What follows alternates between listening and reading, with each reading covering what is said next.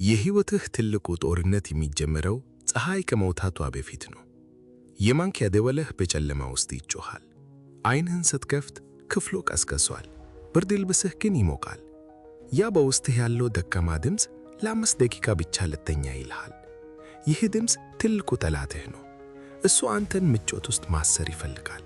ከሌሎች የተለየህ እንዳትሆን፣ ተራ ሰው ሆነህ እንድትቀር ይመኛል። አሁን ያንን ድምፅ ሰምተህ ወደ እንቅልፍህ ከተመለስክ ቀኑም ገና ሳይጀመር ተሸንፈሃል። ነገር ግን ያንን ብርድ ልብስ አሽከንጥረህ ጥለህ እግርህን በቀዝቃዛ ወለል ላይ ካሳረፍክ የመጀመሪያውንና ከባዱን ድል ተቀዳጅተሃል። ስሜትና መነሳሳት ከእንቅልፍህ አያነቁህ፣ ስነ ሥርዓት እንጂ።